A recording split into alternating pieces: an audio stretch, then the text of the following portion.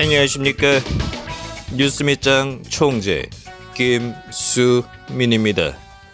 호그와트와 함께하는 총선 여론조사 분석. 반갑습니다. 김수민입니다. 자, 바로 시작하죠. 또 주제를 얘기하다가 시간이 다 갈 것 같아서. 근데 이 얘기는 해야겠다. 제가 2010년 4월 1일 만우절이죠. 구미시의회 의원 출마 선언을 했던 날입니다. 벌써 10년이 흘렀어요. 참 그 10년의 세월을 돌아보니까 내 뭐 했나 싶은 게 제가 지역 정치를 했는데 지역 정치도 나아진 게 없고 국가 단위의 정치는 더 개판이 된 것 같아요. 암담한 상황을 맞이하고 있습니다. 하지만 저는 이번 총선에서 목표를 세워두고 있긴 하죠. 위성정당. 그러니까 위성정당을 두고 세 묶음으로 나뉘어집니다. 첫 묶음은 미래통합당의 위성정당, 미래한국당. 그리고 두 번째 묶음은 더불어시민당 더하기 열린민주당, 민주당 계열 위성정당이죠. 세 번째는 위성정당에 투표하지 않는 사람들. 이 세 묶음 중에 세 번째가 가장 많았으면 하는 그런 바람입니다. 그거 가능할 것 같아요. 3분의 1 선을 넘기면 가능성이 크게 열리는 거죠. 지난 시간에 말씀드렸지만 어떤 여론조사에서는 70% 이하의 득표가 예상된다. 위성정당. 한번 해보도록 하겠습니다. 여러분들의 각종 방법 개발들을 기다리겠습니다. 또 많이 주변에도 얘기를 해주시고요. 총선 여론조사 분석 들어가기 전에 저희 방송 애청자이신 제안드코님께서 부산 지역에 대해서 자신이 해설을 해주겠다 말씀을 하셔서 자료를 보내오셨어요. 귀하게 받았고요. 이분이 또 이 자료를 가지고 또 어디서 프리젠테이션 또 했던 것 같습니다. 근데 이제 모든 내용을 다 소개해 드릴 수는 없을 것 같은데. 자, 이분이 이제 기본적으로 민주당 입장에서의 전략을 두고 분석을 해 주셨어요. 이분이 민주당을 얼마나 지지하는지는 잘 모르겠지만 그걸 떠나서 부산 지역을 분석하려고 노력을 많이 하셨다라는 것을 저희가 받아본 자료로 느낄 수가 있었습니다.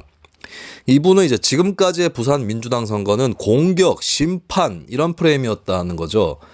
그렇습니다. 민주당에서 부산 지역 공략을 하는 것이 노무현 전 대통령 때부터 시작을 했던 거고 잘 안 됐어요. 조경태 씨, 지금 미래통합당 간 조경태 씨가 처음에 깃발을 꽂고 나서도 한참 더 걸렸어요. 2012년 총선 때 부산에서 벨트를 만든다 했는데 벨트가 아니라 바느질 두 땀 했죠. 문재인 대통령 당시에 당선이 됐고 그다음에 조경태. 이게 두 석밖에 안 나왔어요. 김영춘, 문성근 이분들도 다 떨어졌고 2016년에 비로소 부산에서 5석이 나옵니다. 그때까지는 민주당이 야당이었어요. 정권 심판 프레임 더하기 부산에도 복수정당 체제를 요걸로 승부를 한 거죠. 그리고 2016년 5석은 민주당 입장에서 굉장히 귀중한 성과입니다. 이후로 민주당에게 부산은 험지가 아니게 되었는데, 자, 그렇다면 잔드코님의 그 진단으로는 2020년 민주당의 부산 총선은 책임이다, 책임. 그리고 부산을 위해 무엇을 해야겠고 어떻게 하겠다 이걸 내세워야 된다라고 하는 겁니다. 지당하신 얘기고요.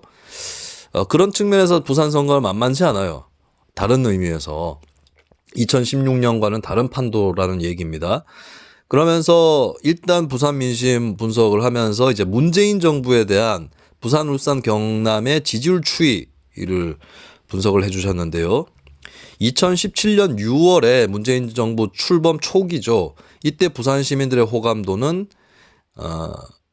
2018년 10월 넷째 주까지만 해도 53%, 수도권을 육박하는 수준이었다. 그러니까 출범 이후에 1.4개월 동안 과반을 유지하는 힘을 보여줬다라고 하는 건데 2018년 12월 첫째 주를 기점으로 동률을 기록하다가 타 지역은 사안에 따라서 부정이 긍정하는 상해 부정보다 긍정이 상회하는 결과를 보여주었으나 부산, 울산, 경남은 대구, 경북과 같은 추이로 폭락했다. 2018년 말부터라는 거죠. 그리고 지금까지도 긍정이 부정을 앞서는 결과를 보여주지 못하고 있다.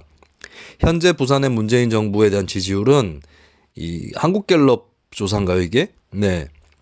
요걸 분석했을 때 2020년 3월 첫째 주까지 결과를 보면은 이때 잘하고 있다가 35%, 잘못하고 있다가 54%거든요. 그리고 이건 체감과 비슷하다라고 하셨어요. 그때 이제 부산, 울산, 경남 전체가 35%이고 부산으로 추론하자면 긍정 38, 부정 51이다라고 하는 게 젠드코님의 분석이었습니다. 그리고 참고할 만한 조사를 하나 더 인용을 하셨는데요.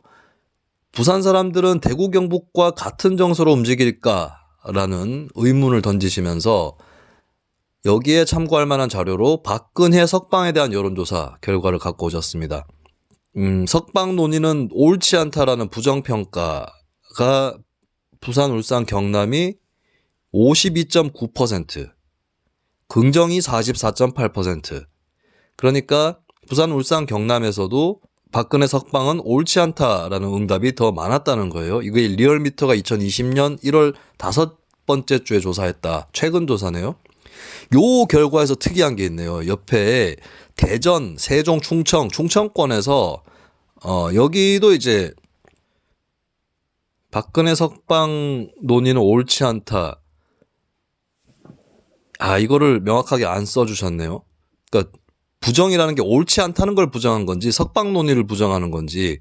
근데 보니까 광주 전라가 부정 67.3이니까 부정은 석방 논의에 대한 부정이겠네요. 예, 그렇게 보시면 되겠네요. 그러면 이제 광주 전라, 경기 인천, 서울 이 지역들은 옳지 않다. 박근혜 석방 논의 옳지 않다에 손을 들어주었는데 여기서 보니까 대전, 세종, 충청은 옳지 않다보다 옳다가 더 많아요. 이 충청권이 주의해야 됩니다. 이게 작년 여론조사에서도 충청권에서 박근혜 석방 논의에 대해서 찬성하는 여론이 더 높았거든요. 근데 충청권이 지금 영남권만큼이나 뭐 미래통합당 지지율이 높고 그렇진 않잖아요. 이걸 봤을 때 충청권에서 미래통합당을 지지하지 않지만 박근혜 석방은 해줄 필요가 있다라고 생각하는 사람들이 있다는 겁니다. 충청권에. 특히 좀 더 있다는 거예요. 그러니까 우리 게시판에도 뭐 한국의 중도층이라는 게 있냐 뭐 이런 얘기를 하시는 분이 있는데 여기 조사에서도 드러나는 거예요. 교차 선택 성향이 나타나는 겁니다. 근데 보니까 대구 경북은 석방 논의가 옳다. 석방 논의의 긍정적인 응답이 65%, 부정이 33%인 반면에 부산, 울산, 경남은 긍정이 44.8로 50에 미달했고 부정이 52.9로 50을 넘었어요. 그러니까 대구 경북하고 부산 경남하고 박근혜 석방 문제에서는 또 차이를 보였다는 겁니다. 오히려 젠드코님 진단으로는 서울에 더 가깝다. 예. 서울이 56.9 대 37.6이니까요. 부산, 울산, 경남은 52.9 대 44.8. 그러니까 여기서도 중도층이 드러나는 거예요. 좀 중도층의 성격이 충청권하고 영남권이 다를 수 있다라는 생각은 듭니다. 특히 PK권은. PK권은 내가 민주당을 지지하진 않는데 박근혜 석방은 반대일세. 이런 사람들이 제법 있는 것이고 충청권은 내가 미래통합당을 지지하진 않는데 박근혜 석방은 해야 될세. 이런 사람들이 있는 거예요. 그러니까 부산 경남에서 과거에 보수 쪽을 지지하다가 돌아선 사람들이 무서운 것 같아요. 예, 한번 돌아서면은 이게 답이 없어요. 대구 경북 같은 경우는 비교적 돌아서더라도 일단 박근혜 정도 쳐내는 선에서 돌아선 거지 완전히 민주당 지지자가 되거나 그에 가깝게 포섭되었다라고 얘기할 수는 없을 것 같습니다. 이게 상대적인 경향입니다. 제가 젠드코님 주신 자료를 토대로 한 번 더 분석을 해본 거고요. 자, 그러면 부산 사람들은 외환위기를 만든 YS도 지지를 했는데 고향 사람 문재인 대통령에 대해서 집권 중반기가 되기 전에 이미 부정으로 돌아섰을까 했습니다. 글쎄요. 부산 또 외환위기 이후에는 YS를 지지하지 않았죠. 그리고 지금은 외환위기 당시 상황은 아닙니다. 요거를 좀 참고를 같이 하면 좋을 것 같고요. 이 진단입니다. 젠드코님 진단으로 정서적인 괴리가 있다. 야, 이거 뭔 소리야. 이거 밖에 지금 선거 유세차가 돌아다닙니다. 네, 4월 2일부로 본격 선거 운동이 시작이 됐죠. 국가혁명배당금 차가 자주 보이더라고요. 얼마나 나올지 우리 또 뉴스 밑장에서 계속 내기를 이어가도록 하겠고, 각설하고 넘어가면 문재인 대통령은 대학과 참여정부 청와대 근무를 제외하고는 줄곧 부산에서 살아왔다. 하지만 문재인 정부의 공과를 떠나 부산 사람들은 문 대통령을 부산 사람이라 딱히 스킨십을 느끼지 못한다. 라고 진단하셨어요. 성격이 이제 참을성이 있고 성질을 안 낸다. 근데 이게 부산 사람들 기질하고 맞지 않다라는 진단을 하신 건데, 반은 부산 사람이고 반은 부모님 영향으로 이북 사람이다. 부산의 기존 중년 남성과 다른 점이다. 이렇게 굉장히 개인적 캐릭터까지 짚고 있습니다. 저는 좀 생각이 달라요. 이런 그 성격적 부분이 크게 작용하지는 않는다고 보는데, 어쨌든 요거 보니까 이제 노회찬 전 의원 생각도 나네요. 노회찬 전 의원 또 부산에서 성장을 했지만 이분은 이제 부모님이 또 그 이북에서 오신 분들이죠. 이것은 또 공통점이라고 볼 수도 있겠네요. 그러니까 노회찬 전 의원 또 부산 사람 같지는 않아요, 성격이. 부산에서 자주 나타난다고 하는, 혹은 사람들이 통념상 부산 사람이 이렇지 하고 하는, 예? 살아 있는데 뭐 이런 성격은 문재인 대통령이나 노회찬 전 의원이나 아닌 것 같아요. 근데 그렇게 치면 또 부산 연고 정치인 중에 그런 사람들이 또 통합단결이나 이쪽에도 더 있을 거고, 안철수 씨도 그렇네. 안철수 대표도 좀 그런 경향이 있는 것 같아요. 근데 이런 걸, 성격적인 거를 다 이렇게 주민들이 크게 받아들일지는 잘 모르겠어요. 왜냐하면 지방 정치인의 경우는 그럴 수 있습니다. 지방 정치인의 경우는 특히 보니까 이 체구도, 중앙 정치인들은 특히 대선 주자라든지 이런 사람들 보면 노무현 대통령도 장신이 아니었고, 문재인 대통령은 중키죠. 장신까지는 아니고. 노무현 대통령은 오히려 조금 작은 편입니다. 그다음 더 작은 사람들이 이회창, 이인재 이런 사람들이고, 안철수 대표도 키가 작고, 유승민 전 대표도 정확하게 모르겠지만 큰 편은 아니에요, 확실히. 의외로 이제 김경수 경남지사가 키가 큽니다. 나이도 생각보다 많고, 안희정, 김두관 이런 사람들 생각해 보면은 지방 정치인들, 송영길 전 인천시장 마찬가지인데 지방 정치인들이 좀 키가 크고 덩치가 있는 사람들이 많아요. 저도 그렇고.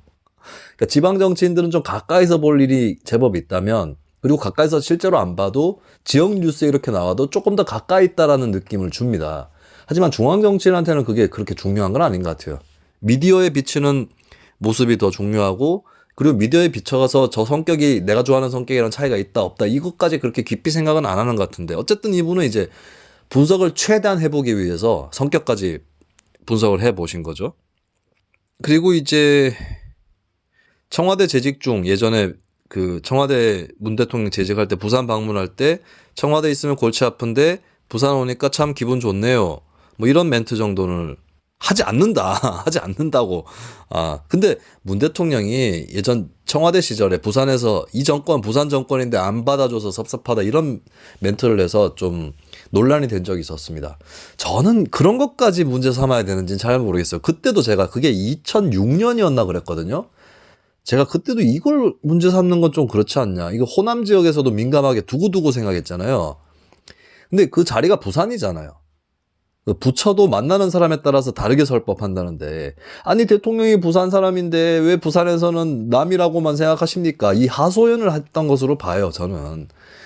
그 뭐 정치인이나 공직자 그런 하소연을 굳이 해야 되느냐라고 반문할 수도 있겠지만, 그런 거를 일일이 다 어떻게 막아요. 뭐 수도하는 사람을 정치를 시킵니까, 우리가. 그래서 저는 당시에 문재인 대통령 부산 발언에 대해서는 크게 문제라고 생각을 안 합니다.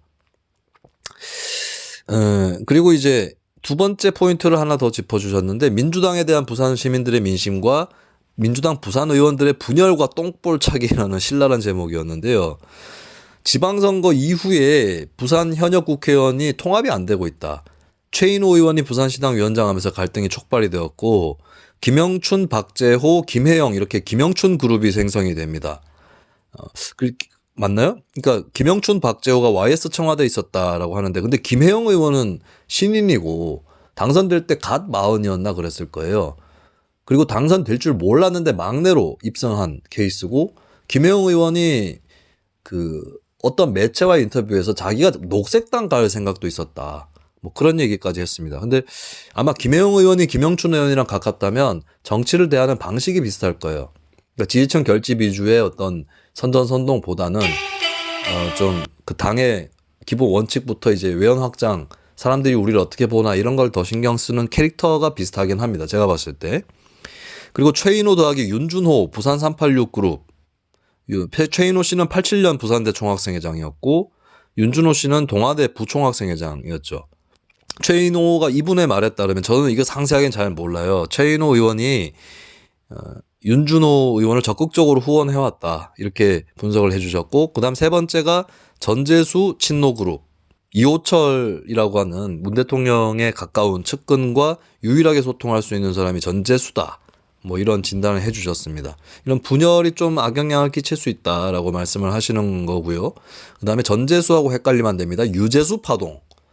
유재수 경제부시장으로 부산에서 활동을 했었고 금융관료이죠.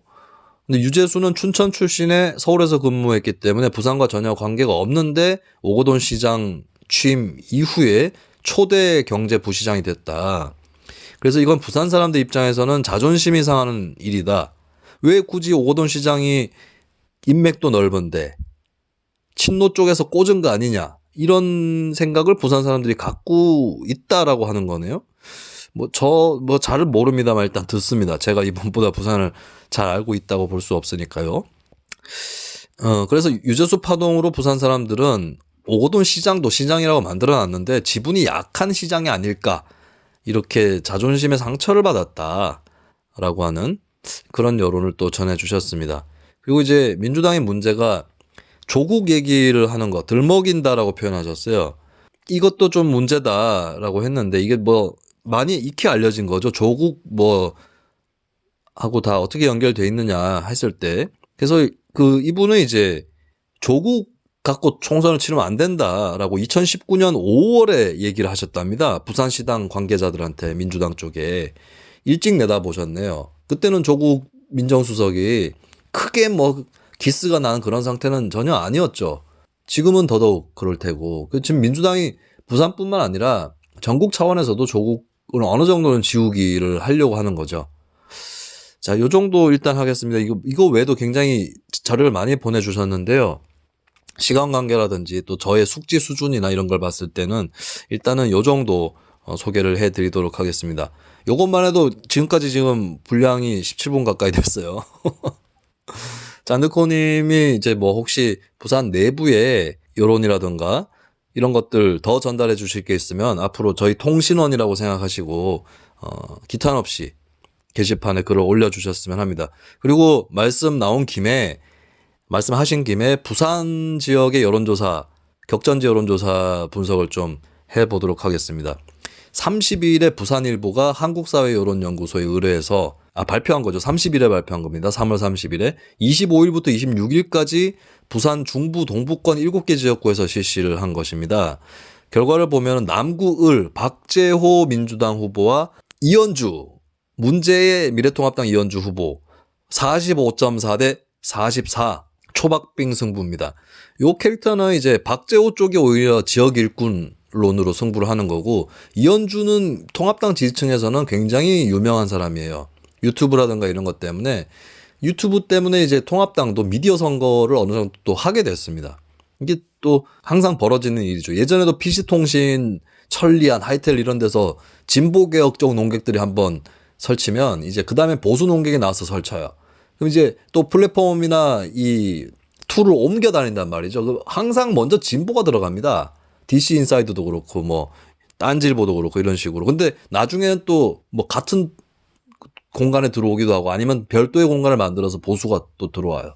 이런 패턴들이 유튜브에서도 펼쳐지고 있고 그래서 이제 이현주는 내려온 사람입니다. 부산 시민들 입장에서. 하지만 유명한 사람이다 라고 하는 거. 야, 이현주는 자기도 박근혜 탄핵 찬성해놓고는 이제 다 세탁해버렸어요. 이 박빙인데 이건 뭐 끝까지 박빙으로 가겠네요. 제가 봤을 때. 그리고 지금 뭐 이현주 쪽에서 박재호 후보 쪽이 뭐 그 불륜 문제를 또 어떻게 언급을 했니 이런 얘기를 또 꺼내가지고 이게 또 어떤 판세에 영향을 끼칠지 뭐 동정표를 모으게 될지 아니면 무리수로 판명이 될지 이걸 한번 또 지켜보는 관전 포인트도 있겠고요. 그리고 저는 이제 해운대을입니다. 통합당 김미애 41.8%, 현역이죠. 민주당 윤준호 39.3%. 아이 초박빙입니다. 여기는 참고로 보수세가 강한 지역이었다고 하거든요. 그렇다면 윤준호 후보가 선전하고 있는 거예요. 이 지역 일꾼론이 여기서 또 먹혔다. 그리고 부산이 의원을 5명 낸 지 불과 4년 됐는데 또 바꿀 타이밍은 아닌 것 같다. 이런 여론이 또 있다는 겁니다. 기장구는 도농복합지역이죠. 농촌지역이 끼고 있어서 통합당 정동만 45.1, 민주당 최태경 33.8입니다. 좀 좁히기 어려워 보이고요. 그리고 부산 진입니다. 부산 진구의 갑에서는 통합당 서병수 41.1, 그 다음에 김영춘 32.9. 이게 더 박빙인 조사도 본 것 같은데 8.2%포인트 정도 차이가 납니다. 그러나 몰라요, 이것도. 그러니까 저는 거꾸로 서울 지역 여론조사에서는 통합당 측이 치고 올라와서 차이가 좁혀질 가능성이 높다면 부산에서는 모른다는 겁니다. 영남에서는. 영남의 그 샤이 진보, 그러니까 뭐 진보의 의미나 개념을 떠나서 상대적인 겁니다. 민주당 지지층, 샤이 민주당이 영남에 꽤 있기 때문에 그런 의미에서는 이제 영남은 오히려 샤이 보수보다 샤이 진보 쪽을 짚는 게 더 나아요. 그래서 이 표차는 좁혀질 수 있다라고 하는 겁니다. 그리고 부산 진구 을은 통합당 이현승 47.4, 민주당 류영진 32.7, 14.7%포인트 격차가 큽니다. 여당 심판론 목소리가 이 지역에서 크다고 해요. 그리고 제가 관심 있는 지역 두 군데입니다. 부산에서. 왜냐하면 한 군데가 연제고요. 부산 연제고 한 군데가 이제 그 어디냐 해운대 갑입니다. 왜 두 군데가 관심이 있냐면 이번 총선은 지역구에서는 소수정당은 거의 바닥 수준의 의석을 가져갈 거고 지난번에 국민의당 같은 당이 없는 거죠. 그럼 지역구가 300석 중에 253석입니다. 양당 체제로 회귀한다라고 하는 게 이번 총선의 특징이거든요. 그렇다면 양당 체제 자체가 그러니까 어느 당이 일당이 되든 간에 저는 크게 의미는 없다. 그러니까 과반 의석이 나오는 정당이 있는지 없는지가 더 관건인데 저는 없을 거라고 전망합니다. 과반 의석 정당은 없는데 일당을 떠나서 일단 만약에 과반 의석이 나온다고 칩시다. 그런 경우는 저는 통합당 과반 의석은 있을 수 없다. 지금 수준이 그 수준이 아니에요, 전혀. 과반 의석 되려면 진짜 엄청 파워풀해야 돼요. 2004년 열린우리당, 2008년 한나라당, 2012년 새누리당 과반 의석을 받았던 세 차례 총선인데 그것도 과반 살짝 넘겼습니다. 세 번 다. 통합당이 그럴 실력이 됩니까? 아니죠. 만약에 과반 의석이 발생한다면 당연히 민주당이다 라는 거고요. 저는 과반 의석은 안 나와도 일당은 민주당이 될 거다 이렇게 내다보는데 여기서 중요한 게 뭐냐면 양당 체제라면 누가 의원이 되느냐도 중요해요. 한마디로 얘기해서 민주당에서 누가 의원이 되느냐 또 통합당에서 누가 의원이 되느냐 이거 굉장히 중요한 문제입니다. 저는 민주당에서 상대적으로 더 나은 의원 그리고 통합당에서 상대적으로 더 나은 의원 나름대로 몇 명 꼽고 있는데 그 사람 중에서 둘이 부산 사람이에요. 부산 의원입니다. 현역 의원이고 이번에 또 도전하고 있어요. 자, 첫 번째가 바로 민주당 김혜영 의원입니다. 아까도 제가 언급을 했지만 김혜영 의원은 저는 좋은 의원이다. 그리고 민주당 최고위원을 하고 있어서 다행이다. 김혜영 의원은 조국 사태 때도 나름대로는 뭐 자기 할 말 다 한 것 같지는 않은데 소신 피력을 했고 그 양념질 심각하잖아요. 당내 극성 지지층. 그리고 얼마 전에도 위성정당 반대 목소리를 냈습니다. 저는 양당 체제가 되고 있는 이상은 누가 들어가느냐도 되게 중요한데 김혜영 의원 같은 사람이 다음 국회에 못 들어가면 한국 정치는 악화되고 있다라고 하는 신호다 이렇게 보여집니다. 김혜영 의원이 연제군데요. 이 여론조사에서는 김혜영 36.6, 통합당의 이주환 45.1, 오차범위 밖에서 이주환 후보가 김혜영 의원을 이기고 있습니다. 여기도 보니까 현 정부를 견제하기 위해서 야당 후보가 당선돼야 된다는 여론이 52.5%나 나왔어요. 근데 이게 특이한 게 부산 진구 을에 여기는 야당 후보를 당선시켜서 현 정부를 견제해야 된다가 약간 더 낮은 50.5%가 나왔는데 류영진 후보는 32.7이 나왔거든요. 민주당 후보가. 근데 이 연제구가 부산 진구보다 정권 심판 여론이 조금 더 높은데도 김혜영 민주당 의원이 부산 진구 을의 같은 당의 후보보다 지지도가 더 높게 나왔어요.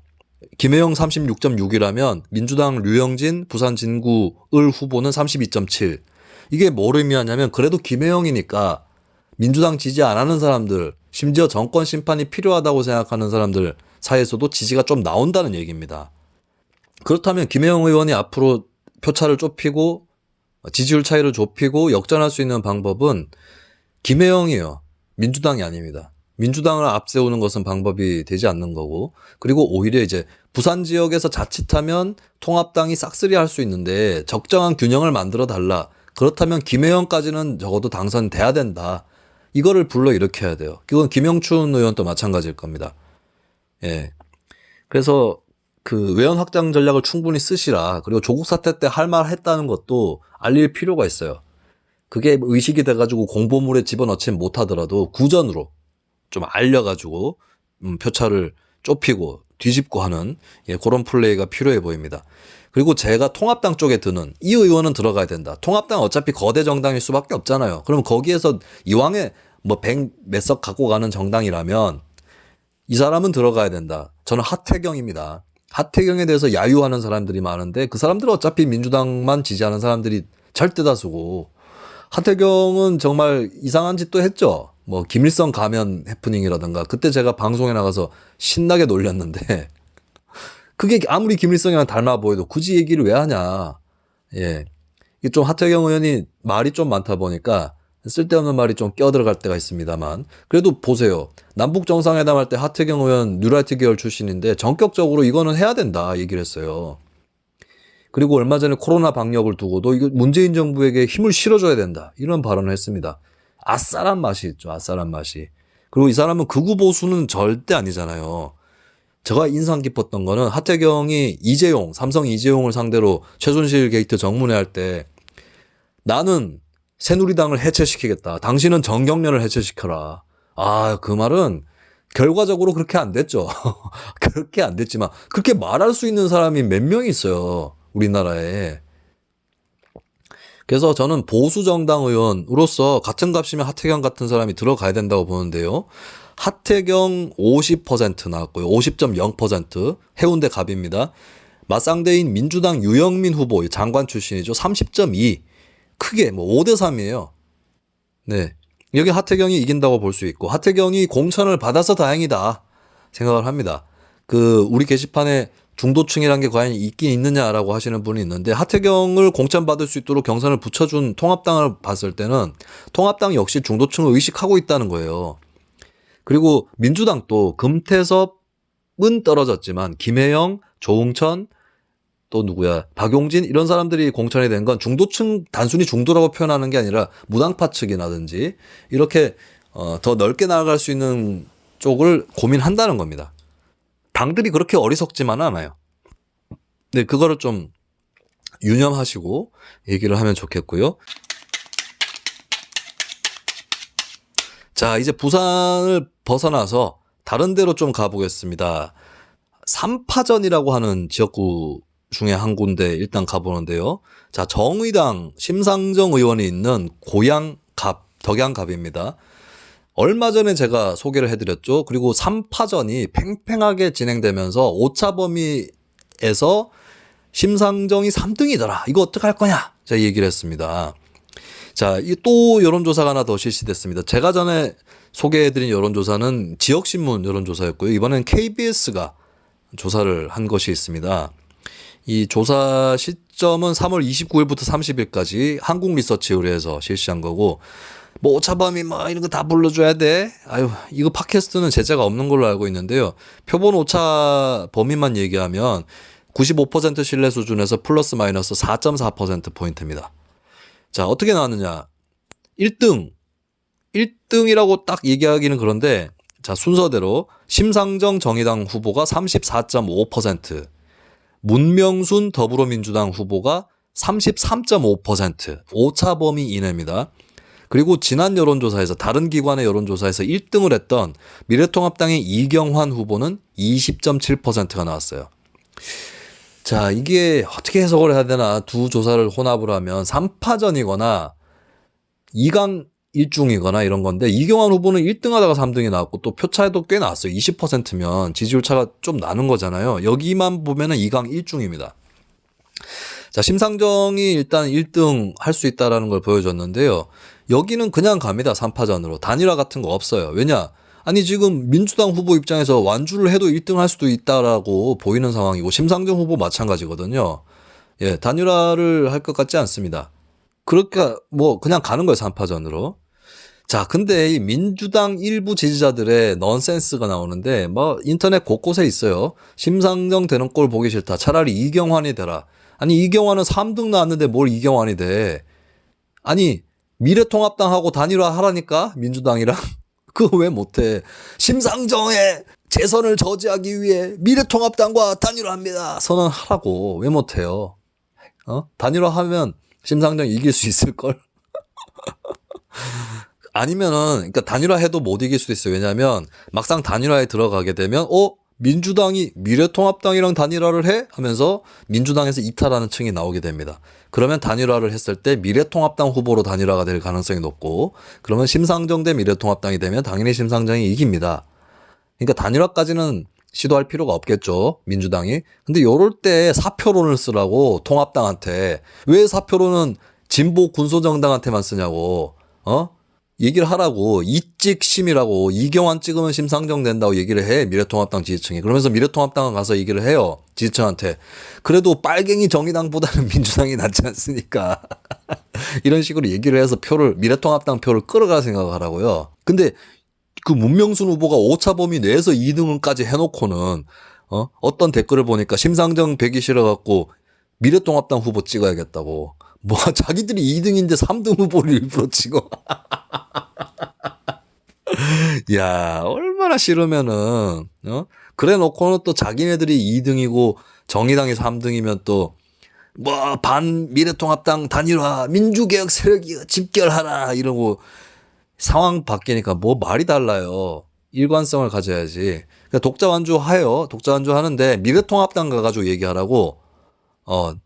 니네는 어차피 안 되니까 정의당보다는 덜 빨간 온건한 민주당을 찍으세요라고. 그리고 정의당도 요 상태는 안심 못 합니다. 이거 자체가 뭐 따돌렸다고 얘기할 수 없어요, 민주당을. 심상정 후보도. 그러니까 심상정 후보가 요럴 때 전략을 펴야 되는 게 미래통합당 지지층을 일부 깎아가지고 갖고 올 생각을 해야 돼요. 자, 근데 주의할 것은 미래통합당이 좋아할 만한 얘기를 해가지고는 안 됩니다. 그러면 왜? 심상정 후보 지지층 중에 미래통합당 싫어하는 사람들이 빠지겠죠, 당연히. 이거는 뭐 아주 기본적인 거라서 다 알고 있을 거고. 그러니까 미래통합당의 어떤 성향, 이념 이런 데 아부하지 않고 그냥 미래통합당 지지층을 분석해가지고 그중에서 서민 정치라는 키워드를 가지고 그런 궤를 가지고 끌어올 만한 사람들을 짚어내서 구전 논리라든지 오프라인 선거운동을 전개하시면 돼요. 그리고 그들을 설득한 논리는 보수적일 필요가 없습니다. 보수적인 사람들을 설득하기 위해서 반드시 보수화될 필요는 없다는 거예요. 그러면서 이제 심상정 후보 쪽은 최근에 계속 미래통합당을 주로 까고 있어요. 이게 이제 민주당 지지층 표를 더 가져가겠다라는 의도로 보이는데 요거는 한계가 있을 겁니다. 근데 그 한계점이 어디까지인지 모르겠으니까 일단 해보는 건데 이 본격 선거운동 초창기에는 한 5일 내지 7일 동안은 심상정 후보가 반미래통합당 지지층을 규합할 필요가 있지만 선거 막판에 가면 구전 논리라든가 이런 걸 통해서 미래통합당 지지층 일부를 끌어올 필요가 있어요. 이것도 미래통합당이 3등으로 처진다라고 하는 분명한 보장이 있을 때 그렇게 얘기를 하는 거고, 이 3파전 구도 어쨌든 재밌게 됐어요. 이번 총선에는 4파전은 없는 것 같아요. 아직 있으면 혹시 올려주세요. 4파전 옛날에 이인제, 충남, 논산, 금산, 계룡 여기에 4파전이 2008년 총선 때 벌어져서 이인제가 27% 정도로 어쨌거나 당선 이렇게 된 적이 있었죠. 4파전도 재밌어요. 4파전 때는 진짜 안심해, 후보들이 다들. 왜냐하면 원래 이제 우리나라 정치 구도가 1대1이다 쳤을 때 뭐가 좀 쪼개져 가지고 3파전이 되는 거잖아요. 3파전에서는 딜레마가 많아요. 이쪽 표도 가져가야 되고 저쪽 표도 가져가야 되고 이런 게 있는데 4파전이 되면 1대1 구도에서 그냥 나누기 2가 한 번 더 된 거거든. 그러니까 그냥 자기 지지층만 보는 선거를 해도 돼요, 4파전에서는. 그래서 이제 다당제가 좋은 게 그냥 소신껏 하면 돼요. 타협이나 절충은 나중에 정치판에서 하면 되고 선거에서는 소신 있게 하는 게 다당제예요. 근데 양당제는 실점을 안 하려고 하죠. 근데 선거 때 자꾸 소신을 숨기려고 하고 피하려고 하고, 지난 시간에도 제가 설명했지만. 근데 어쨌든 3파전들은 좀 지켜볼 필요가 있고요. 그리고 3파전으로 분류가 됐는데 더 이상 그냥 3강 구도가 아닌 지역이 생겨났습니다. 여기도 정의당 관련 지역이죠. 창원 성산인데요. 야, 창원성산이 이게 강기훈이 미래통합당 후보인데 앞서 나가고 여영국이 쫓아가고 이런 상황이었거든요. 근데 지금 자, 이게 부산일보하고 한국사회여론조사 연구소가 했던 결과입니다. 이게 아까 전에 부산 지역 여론조사랑 같이 다뤄지는 거죠. 창원성산 지역에서 강기훈 통합당 후보가 46.2, 절반에 육박하죠 이미. 그리고 정의당 여영국 현역 의원인 정의당 여영국 후보가 19.8, 반도 안 돼요. 그리고 더불어민주당의 이흥석 후보가 19.6, 거의 여영국과 타이라고 보면 되겠습니다. 그리고 민중당, 이 민중당도 조금 조직이 있는데 서경철 후보가 1.9, 그러니까 확 밀려버렸네요.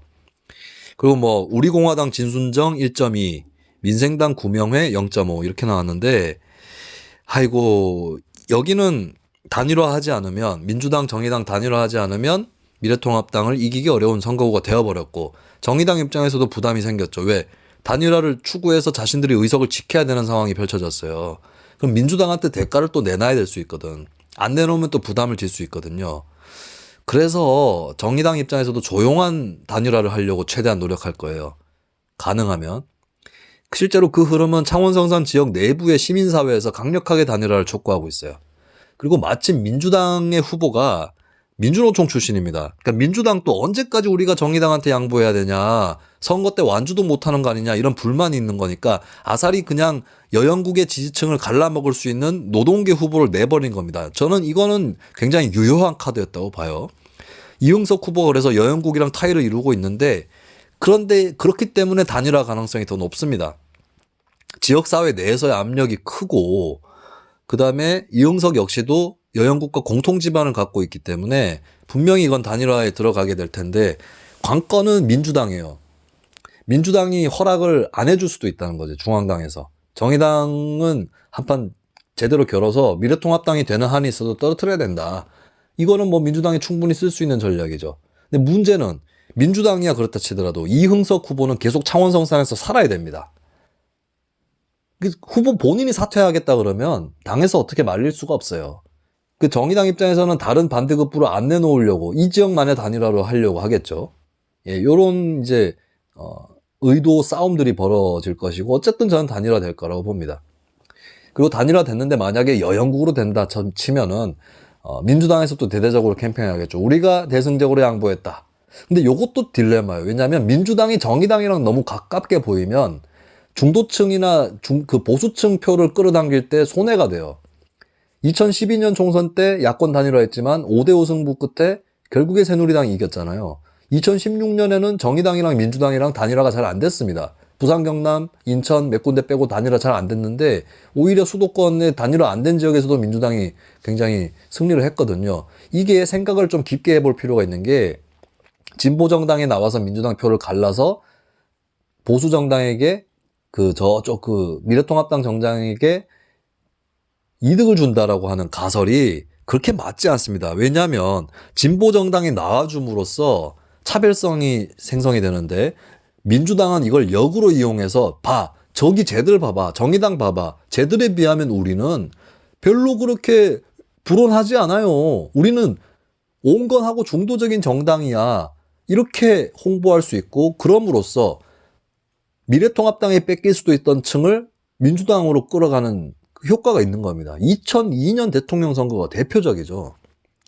권영길 후보가 있음으로 해서 노무현 후보가 빨갱이 공세를 덜 받을 수 있었고, 이회창과 노무현 사이에서 고민하던 사람들이 노무현 쪽으로 가는 동기를 제공했다는 거예요.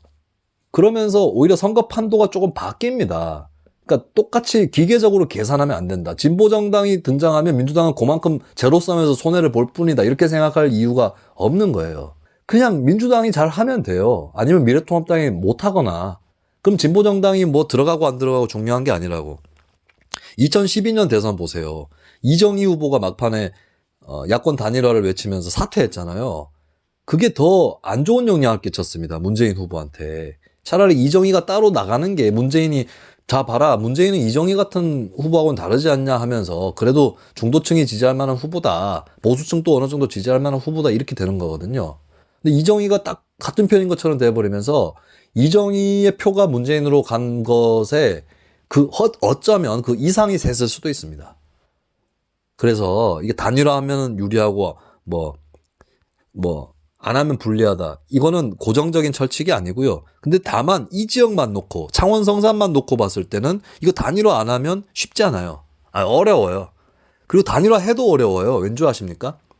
단일화 하면 1 더하기 1이 2가 되지는 않거든요. 아무리 잘해도 1 더하기 1이 1.8이 된다고요. 또 그만큼 세 가지고 투표 안 하거나 미래통합당에 가요. 그리고 여영국도 정의당이지만 민주당하고 단일화하는 순간 여권 후보처럼 되어버립니다. 범여 이렇게 돼요. 그러면 정의당이 의원 확장에 실패할 수 있습니다. 지난 재보선 때도 그랬죠. 여론조사에 비해서 여영국 후보 지지율이 안 나온 것이 그런 효과입니다. 이거 참 옴짝달싹 할 수 없는데 일단은 승률을 조금이라도 올리기 위해서는 단일화할 수밖에 없는 그 상황이 되어버린 겁니다. 창원 성산 통합당이 탈환할 가능성 상당히 높게 보이는데 지켜보도록 하겠고요. 자, 그리고 이제 각지의 몇 군데 격전지를 더 살펴보도록 하겠습니다. 오늘 내가 이거 40분 안에 40분 벌써 넘어버렸네. 40분 안에 마치려고 했는데 여러분들 사연 소개 못 해드릴 것 같아요. 이렇게 되면 진짜 후루루루 훑고 가다시피 해서 격전지를 몇 군데 소개를 해드리도록 하겠습니다. 자, 어디 보자. 경기도의 이 격전지, 특히 이제 민주당 열성 지지층이 주목하는 격전지가 만만치 않네요. 이건 좀 됐어요. 3월 9일 아이소프트뱅크 발표인데 오래됐네. 남양주 병의 김용민 41.7, 주광덕 41.1. 이거 오래된 거 빼겠습니다, 이거. 이거는 지금 얘기할 게 아니구나. 자, 이거 어디를 좀 보나? 대구 경북은 저희가 따로 저희 3인조 방송할 때 들려드리도록 하겠고, 지금 보니까 이제 수도권 지역에 장경태, 이해훈, 민병두 나름대로 3파전이더라고요. 근데 민병두 후보가 2등 안에는 못 들어가는 것 같은데 단일화를 해야 되지 않을까요? 하면은 장경태 후보가 무조건 이긴다고 볼 수 있겠습니다. 3월 31일 입소스 조사에서 전남 목포의 더불어민주당 41.2 김원희 후보죠. 민생당의 박지원 31.2. 여기 게임 끝났다고 봅니다. 민생당은 전패예요. 예. 그리고 경남 지역 제가 짚어드린 그대로네요. 3월 31일 KSOI 조사 결과에서 김두관 민주당 43.7, 나동현 43.0입니다. 타이예요. 자, 이거 쉽지 않아요. 김두관은 조용한 선거운동을 해야 될 거고요.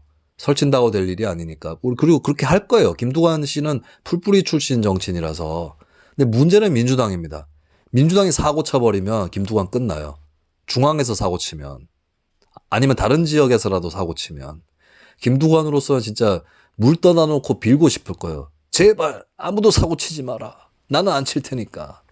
2004년에 정동영 의장의 노인폄하 발언 논란. 이게 사실 노인폄하 아닌데 잘 들어보면 좀 너스레 떨다가 말이 나사 풀린 듯이 나와서 그런 거지. 그때도 김두관이 직격탄 받았죠. 물론 그가 아니라도 질 수도 있었던 거지만 굉장히 김두관은 이럴 때 무소속처럼 선거운동 해야 됩니다. 그리고 잘 할 수 있어요. 왜냐하면 본인이 무소속으로 경남도지사 해봤거든. 김두관이 파란 잠바 벗는다고 욕하지 마시라고 민주당 지지층은. 김두관뿐만 아니라 이번 선거에서 파란 잠바 벗고 하얀 잠바 입고 할 사람들 꽤 나올 거예요. 무소속처럼 할 사람들 나올 건데 욕하지 말라고. 1대1 대결이 그런 거예요. 그럼 이겨야 될 거 아니야. 그 당을 배신하고 강령을 어기고 이런 거는 욕해도 되지만 선거할 때는요. 좀 봐주세요. 그게 싫으면 선거제도 개혁을 하든가. 한 선거구에서 여러 명 뽑도록. 한 명만 뽑는 선거는 어쩔 수가 없어요. 정말 힘듭니다. 이 사람 못할 짓이야. 소선거구 제도는 19세기의 유물입니다. 김수민의 다당제와 선거제도를 읽고 다 같이 돌아보도록 합시다. 그 다음에 또 어디가 있나. 부산은 아까 봤고 강원도가 있네요. 강원도에 이상현상이 일어납니다. 미래통합당 공천 떨어진 권성동 의원이 강릉에서 3월 30일 KSOI가 발표한 조사인데 44.8%로 1위. 민주당의 김경수, 동명이인이죠. 30.7. 이러면 이제 통합당 지지층도 다 권성동한테 쏠립니다. 야, 이게 약간 한국 정치에서 양당제가 지배할 수만은 없는 곳이 오히려 조금 중소도시나 농어촌이에요. 수도권은 오히려 양당제가 더 크게 발현이 되죠. 대도시도 그렇고. 근데 그나마 권성동이 이제 다선 의원이기도 하고 해서 버티는 거죠. 충남부 가겠습니다. 충청권이 조금 어떻게 될지 모르겠는데 아까 제가 충청권 얘기도 했잖아요. 야, 여기 격전지 있다. 공주 부여 청양 충남에 박수현 청와대 전 대변인이 42.7, 정진석 육모몽둥이 정진석이 38.4 이렇게 나왔어요. 팽팽하네. 이 진짜 지금 충청권에 대선 주자가 없죠. 안희정 전 지사가 그렇게 되고 난 다음에 충청권 대선 주자가 뭐 반기문도 저는 사퇴했습니다. 네, 반기문 또 없어지고 해가지고 근데 박수현 하면 이제 친 안희정이었잖아요. 그러면서 뭐 안희정 씨하고 그 뭐 연루된 거는 그거 그런 부분은 사법적인 부분은 없었으니까 물론 본인에게도 무슨 불륜설 제기가 됐는데 그건 다 수습이 된 걸로 알고 있고 그리고 다선 의원 정진석 이렇게 딱 붙었는데 야 요거 격전입니다. 요 결과도 여기서 누가 이기느냐에 따라서 일당이 결정된다라고 해도 과언이 아니겠네요. 요거 어떻게 될지 모른다 이거. 정진석도 지역 조직은 장난 아닐 거고 박수현 또 지역에서 인상이나 평가는 좋은 걸로 알고 있어요. 완전 외나무 다리에서 붙었네요. 자, 그리고 뭐 더 볼 때가 있나. 윤상현이 만만치 않습니다. 떨어졌죠. 요번에도 공천 탈락했어요. 무소속으로 나옵니다. 하지만 요거 좀 지났습니다. 이것도 새로 조사가 올라왔을 것 같은데 3월 15일 한국리서치에서 인천 동미추홀 을구입니다. 여기 남영희 민주당 후보 32.4, 윤상현 28.9. 네. 별로 차이 안 나는데, 야, 이거 뭐, 윤상현은 공천 떨어뜨리면 떨어뜨리는 대로 친박을 날렸다라는 전시 효과를 주면서, 결과적으로 윤상현이 살아 돌아오는, 네, 이런 걸 노리고 컷오프 시키는 게 아닌가. 두 번째잖아요, 이번이 또. 그런 생각도 듭니다만, 이것도 해볼 일이고, 어쨌든 간에, 이 1대1 승부를 자꾸 부추기는 그런 선거라서, 미래통합당 지지층은 윤상현 쪽으로 또 집결을 할 것으로 전망이 되기 때문에 끝까지 또 볼 수밖에 없는 그런 지역구가 되겠습니다. 오늘 요 정도까지 할게요. 그리고 제가 여론조사 하나 궁금한 게 있는 게 그 서울 관악갑에 김성식 의원이 있는 그쪽 지역 여론조사예요. 미래통합당의 김대호 후보가 나왔고 민주당의 유기용 전 의원이 나왔습니다. 그리고 무소속으로 김성식 의원이 나온 건데 셋 다 서울대 운동권 출신이에요. 예, 요 세 명이 또 만났는데 김성식 의원은 첫 번째 여론조사에서 2등 안에 못 들어가면 힘들 겁니다. 사표론이 바로 작용되는 거고. 근데 2등 안에 들어가면 또 몰라요. 왜냐하면 3등 이하 후보의 지지자들이 결집한다고요. 김성식은 여론조사 첫 번째 했을 때 2등만 나와도 당선될 수도 있습니다. 저 김성식 의원의 의정 활동을 높게 평가하는 입장에서 또 특히나 관심 있는 지역구다라고 하는 것을 말씀을 드리면서 야 이제 50분이 다가오는데 자 여러분들 사연은 제가 못 읽어드리겠습니다만 어쨌든 좀 재미있는 시간이었으면 했고요. 그리고 뭐 제가 열린민주당에 대한 에피소드 올리니까 또 뭐 빈정대는 사람들 나와요. 그러면 반론을 해. 제가 데이터 나온 것을 놓고 또 기본적인 정치권의 정당 체제의 이치라든지 또 지난 경험들을 종합해서 얘기한 겁니다. 열린민주당 지지율이 오르고 있는데 정의당 지지율도 오르고 있다. 열린민주당은 그럼 누구 지지율을 깎고 있느냐.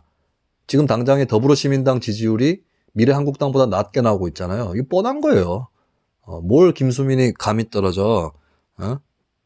감 떨어지면 더 말하지 않겠고요. 감 떨어진 건 내가 아니고 손혜원이야.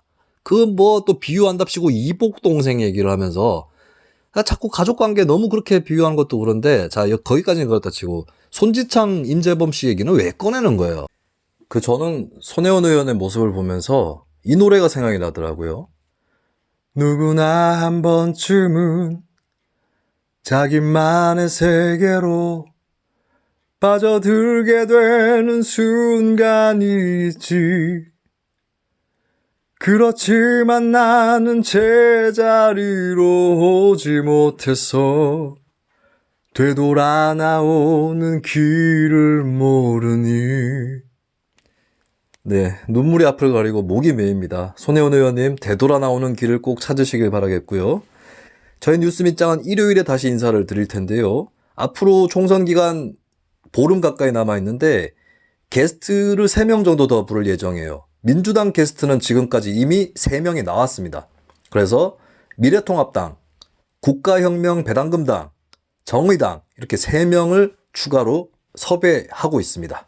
많은 기대 부탁드리고요. 그리고 저희 3인조의 방송도 당연히 계속 이어집니다. 저는 여기서 이만 물러갑니다. 물러갈 때도 위성정당 빼고